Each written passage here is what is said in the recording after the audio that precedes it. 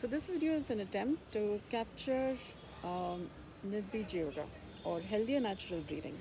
Healthier natural breathing is the beginning to how we would be coming to Nirbij Yoga, which is a much more deeper, wider, vaster science of biology, pure science, or how to purify the science of living, how to purify science, so that the essence of what is being called as science is not separate from what is being called as spirituality, and it's a conscience, conscience.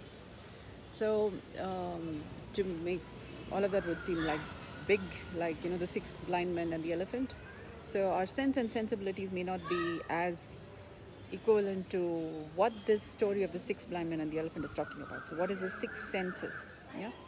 So since our sense itself, our sense and sensibilities seem to be not sufficient enough to grasp what I'm talking about as meditative intelligence, or what Nirbij Yoga is, or many of the facets that I'm talking about from enterprise, either it is important to come from what we are familiar with, which is breathing. In terms of yoga, they call it as pranayama, asana, and dhyana. So we'll go by these three precepts, if that's the right word, and then we will, but more as stages or established platforms from which we will understand something that is not so much understood, such as meditative intelligence, Nirbij Yoga, Dharmapada for soul satisfaction, all of this unheard of names. So we'll go by healthier natural breathing. Now, in terms of yoga texts, in terms of yoga practices, there are many kinds of pranayamas mentioned. Pranayamas. So in the practice of healthier natural breathing, which is the entry point to understanding anything about Nirbij Yoga or any of medicine intelligence, maybe speaking fast, I will manage the speed and tone and all of those details later. But I will take one of the names of the pranayama types, and I will try and capture through this video of how I practice it, or how I understand it.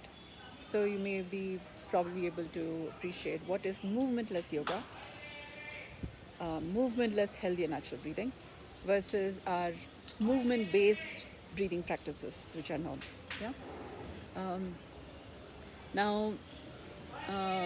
So today I will talk about the practice of Anuloma-Viloma.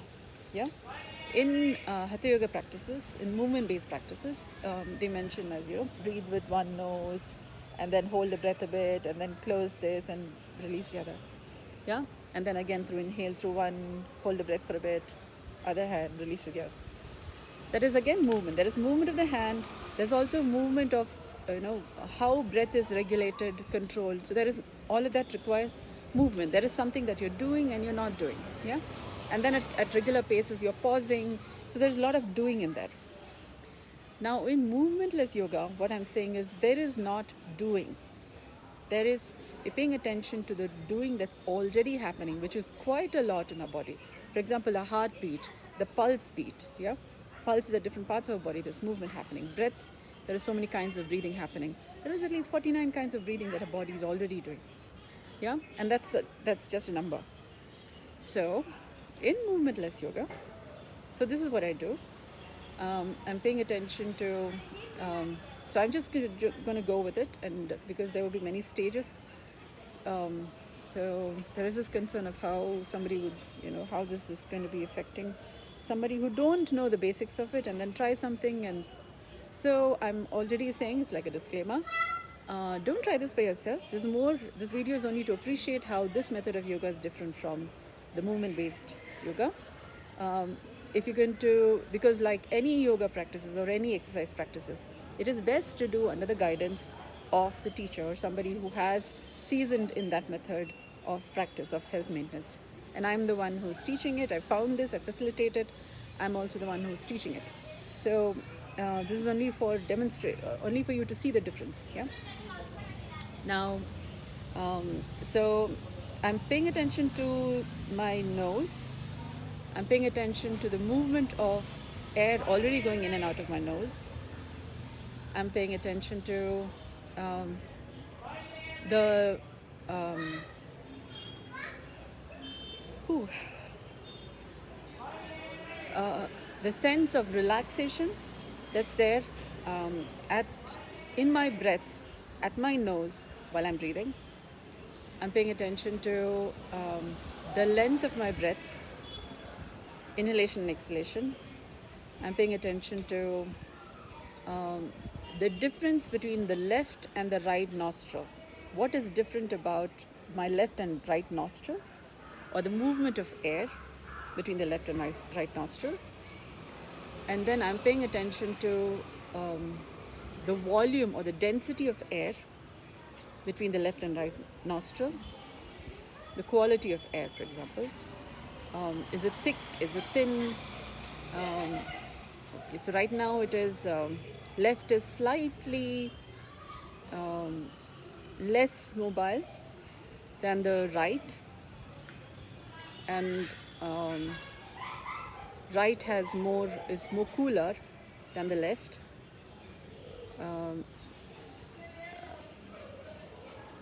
I'm also paying attention to the moisture in my nostrils, and I'm noticing how so as I'm speaking, there is a fine balance between my head, my breath, and my chest.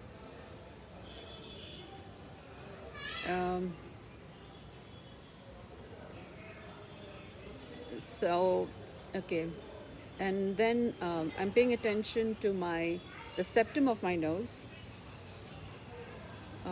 My attention is drawn more to how my skin, for example, at my arms, is responding to the ambient temperature and air. Then I'm noticing my septum is more straightening out, like a flag straightening out. So it's coming more to what has been called as a sushamna. So there is a balance between the left and right nostrils, and the breath moving through the left and right nostrils. So there's an easy balance between the front and back of how my skull bones are responding. So the breath is the movement is not torsion, but there's an even easy breath between the front and back. So my kapala, my temple, is more balanced and at ease, like a horse sitting on a saddle. Yeah. So there's that.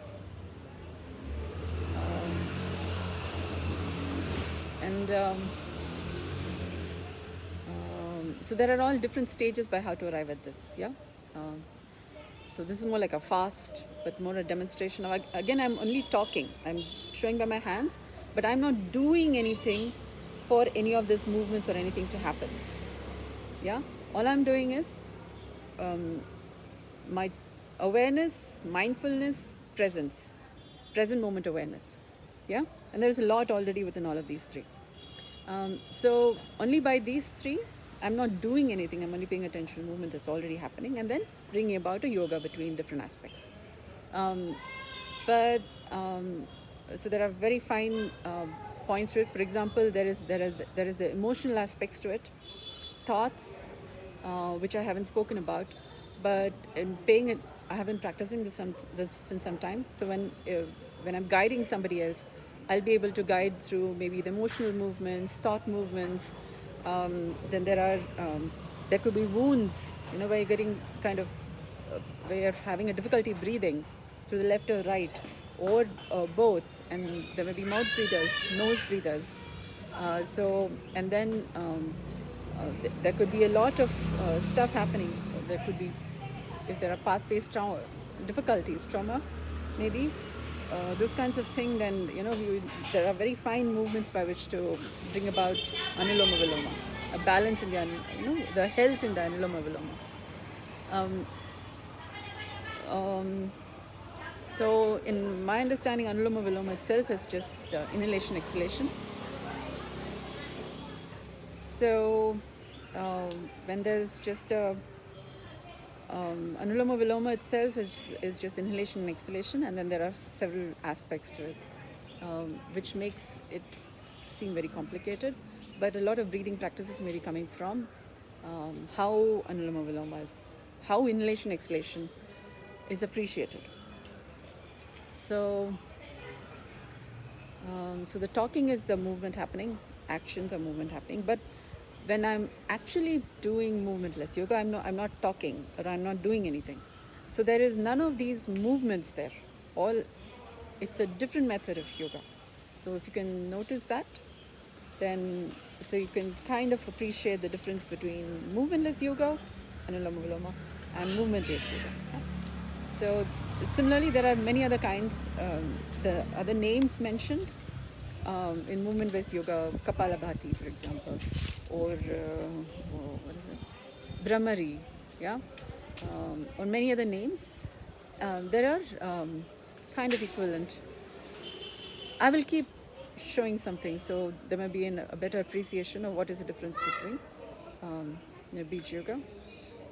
This is healthy and natural breathing, and okay, movementless yoga and movement-based yoga. Yeah, that is more easier to understand in terms of terminology. Distinguished features of this versus others. Yeah. So since I cannot, the video itself, if I'm just quietly doing this method of yoga, the video may not be able to capture it because I would be doing it, but it's movementless, and hence I need to speak it. Yeah. So the experience would be different for each person, and I'll be able to guide you through that. That's fine bit. Yeah. So do contact me if you're interested. So I will post this. So maybe over time you'll have a better appreciation of what is that I'm talking about. And this is, I think this is movementless Adi Yoga, or the original yoga. Well, I hope you are able to better appreciate. Thank you so much for listening.